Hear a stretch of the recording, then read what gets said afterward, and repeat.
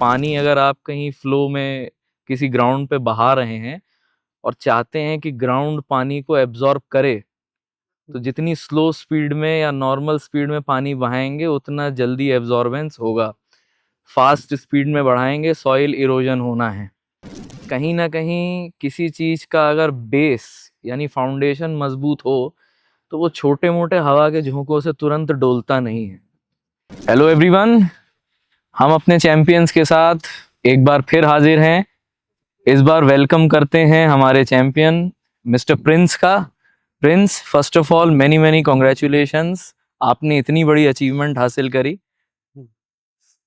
सीधा क्वेश्चन पे मैं आता हूँ। जी सर।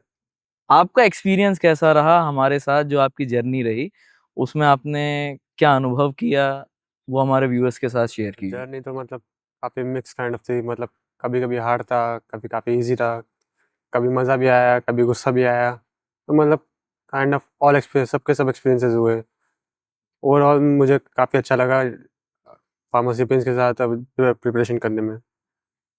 तो आपकी हेल्प करी या कहीं ना कहीं आपको ऐसा लगा कहीं पे भी कि कोई अगर हर्डल मेरे सामने आ रहा है तो वहां पर हमारे टीचर से हमें हेल्प नहीं मिल पा रही या ऐसा कुछ? नहीं सर, ऐसा कभी नहीं हुआ।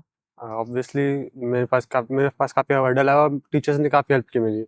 विदाउट टीचर्स मैं कभी वो हर्डल्स क्रॉस भी नहीं कर पाता। ओके, थोड़ा सा इलेबोरेट करेंगे एक किसी एक चीज के बारे में, एक कॉमन चीज जो कि आपके हिसाब से हर कंपटीशन को फेस करने वाला बच्चा अनुभव करेगा। सर, ऑर्गेनिक केमिस्ट्री के रिएक्शंस, इसमें सर कई 50-100 रिएक्शंस है। अब 100 के 100 रिएक्शन से याद करना नामुमकिन के बराबर है। बट अभी हमारे टीचर्स ने हमें इतना हेल्प किया, हर हर रिएक्शन की अलग से ट्रिक बताई है कि मतलब क्वेश्चंस कैसे बनते हैं। तो उसमें काफ़ी हेल्पफुल था मेरे लिए। तो इसके वजह से मेरा मतलब मेजर सब्जेक्ट क्रॉस हो गया। ओके, जी।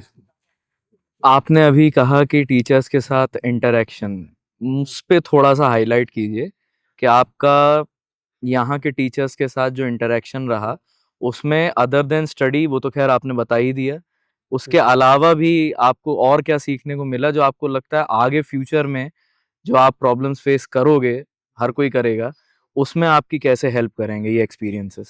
सर, यहाँ पर टीचर्स आपको सिर्फ जीपेट और नाइपर तक आपका छोड़ नहीं देते। यहाँ पे आपको उसके आगे भी बताते हैं। फॉर एग्जांपल, अगर आपको कौन सी ब्रांच लेनी चाहिए, किसका स्कोप है, किसी का स्कोप नहीं है, तो आपको एकदम काफ़ी प्रैक्टिकल वे से आपको गाइड करते हैं यहाँ के टीचर्स। यहाँ पे आपको सिर्फ एग्ज़ाम आया, एग्ज़ाम हुए, रिजल्ट्स आए, उधर तक आपका ऐसा साथ नहीं छोड़ देते। ओके, लाइव लेक्चर्स की आपने बात करी। जी सर। अगेन फार्मा सेपियंस भी रिकॉर्डिंग प्रोवाइड करता है, जी सर। लेकिन आपके हिसाब से लाइव लेक्चर का प्रेफरेंस रिकॉर्डिंग से बढ़कर क्यों होना चाहिए?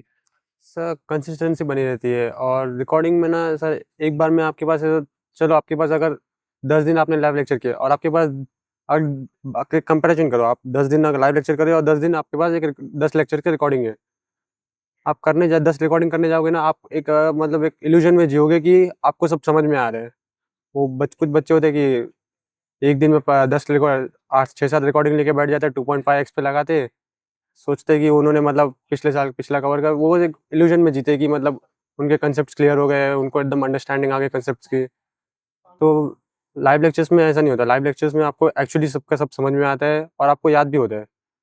रिकॉर्डिंग लेक्चर्स में आप भले ही एक टाइम पे आप कोई आर्ग्यू कर सकते हैं कि मैंने स्पीड बढ़ा के देख ली, मुझे टाइम कम लगा। बट थिंग इज, आपको फिर वो रिवीजन करने में इतना टाइम चला जाएगा ना, तो कैलकुलेशन के हिसाब से देखोगे तो आप लॉस में ही हो। तो live lecture any day better है।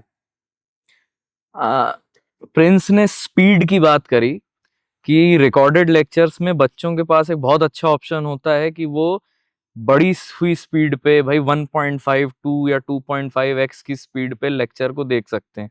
पता नहीं क्यों इनके इस बात से एक छोटा सा निमोनिक समझ लीजिए मेरे दिमाग में आया कि भाई पानी अगर आप कहीं फ्लो में किसी ग्राउंड पे बहा रहे हैं और चाहते हैं कि ग्राउंड पानी को एब्जॉर्ब करे, तो जितनी स्लो स्पीड में या नॉर्मल स्पीड में पानी बहाएंगे उतना जल्दी एब्जॉर्बेंस होगा।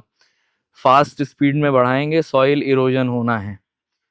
बहुत अच्छी बात कही आपने। लाइव लेक्चर में डाउट्स के अलावा ये एक बहुत बड़ा अब इसको आप ब्लेसिंग इन डिस्गाइज कह सकते हो। बच्चे कह सकते हैं कि भाई लाइव लेक्चर में हम बढ़ी हुई स्पीड पे लेक्चर नहीं देख पाते, कहीं ना कहीं ये आप ही के लिए बहुत ज्यादा बेनिफिशियल होता है। प्रिंस, मुझे ये बताइए, आपके इस जीपैड की जर्नी को इनिशिएट करने के लिए कहीं ना कहीं आपके सीनियरों का कुछ योगदान रहा होगा। जी सर। मैं आपसे पूछना चाहता हूं कि इस कड़ी को आगे बढ़ाते हुए आप अपने जूनियर्स को अगर मोटिवेट करेंगे कि जीपैड क्यों जरूरी है, अपने अंदर एक्सीलेंस बिल्डअप करना क्यों जरूरी है, कैसे करेंगे? सर फर्स्ट ऑफ ऑल देखिए, प्रैक्टिकली तो बोलूँ तो बीफार्म सिर्फ बीफार्म में तो आपका कुछ होगा नहीं, उसके लिए आपको मतलब हायर एजुकेशन ज़रूरी है। तो हायर एजुकेशन दो ऑप्शन है, एक एमबीए एक और दूसरा अपना टेक्निकल आ जाता है जीपैड नाइपर। तो एमबीए जिसको करना है वो तो कहीं से भी करे, क्या फ़र्क पड़ता है। बट आपको अगर टेक्निकल फील्ड में जाना है तो आपको जीपैड और नाइपर काफ़ी ज़रूरी है। यहाँ पर जीपैड नाइपर पढ़ते पढ़ते ना आपके एक अंदर जो आपके बेसिक्स क्लियर होते हैं ना, जो आपके फंडामेंटल्स है वो काफ़ी आपके स्ट्रांग हो जाते हैं। और फॉर एग्जांपल अभी जीपैड और नाइपर यूज़ करना इसके लिए भी ज़रूरी है कि आपको अच्छे से, अगर आपको अपने काम का कुछ सोसाइटी को कुछ वैल्यू देना है तो आपको अच्छे से अच्छे इंस्टीट्यूट में भी जाना चाहिए। तो आप अगर एक अच्छे इंस्टीट्यूट से रहोगे, आपके पास अच्छी फंडिंग होगी आपके रिसर्च कंटिन्यू करने के लिए, तो आपके काम के लिए काफ़ी अच्छा होगा। और इसके लिए आपको जीपैड में और नाइपर में अच्छी रैंक लाना काफ़ी ज़रूरी है। आपके ओवरऑल काफ़ी लाइफ में बड़ा इम्पैक्ट डालती है। इनकी बात को अगर मैं समराइज करूं तो इन्होंने जो कहा है बड़ा इम्पैक्ट आता है, कहीं ना कहीं किसी चीज का अगर बेस यानी फाउंडेशन मजबूत हो तो वो छोटे मोटे हवा के झोंकों से तुरंत डोलता नहीं है। आई थिंक आपकी समरी को मैं इस तरीके से पेश कर सकता हूँ। हाँ बस। तो प्रिंस, फाइनल क्वेश्चन पे मैं आता हूँ। जी थोड़ा सा लाइट क्वेश्चन है। ये बताइए, अभी आपने जयघोष का जो एक्सपीरियंस किया है, जी सर। उस एक्सपीरियंस के बारे में हमको बताइए। सर बहुत मज़ा आया, मतलब ऐसा लगा कि 2 साल की मेहनत पूरी की पूरी वर्थ इट थी। और काफ़ी मतलब काफ़ी अच्छी चीज़ एक्सपीरियंसेस किए, मतलब अच्छा का बढ़िया रिसॉर्ट था, ट्रैवलिंग में कोई इश्यूज़ वगैरह नहीं आया, सब काफ़ी अच्छा है। और अभी बस काफ़ी अच्छा था, काफ़ी अच्छा लगा मुझे। काफी इंट्रोवर्ट हैं ये, लेकिन इन्होंने जितना बताया है और इनकी जो स्माइल है वो भी हमें बहुत कुछ बता रही है। आई होप व्यूअर्स आपने इनके एक्सपीरियंस को बहुत ध्यान से सुना होगा और इनके की पॉइंट्स को जिन्होंने हाईलाइट किए हैं उसको अपने अंदर जहन में उतारा होगा। Thank you so much Prince, we wish you all the best for your thank you bright sir. Future. Thank you. Thank you thank sir. You.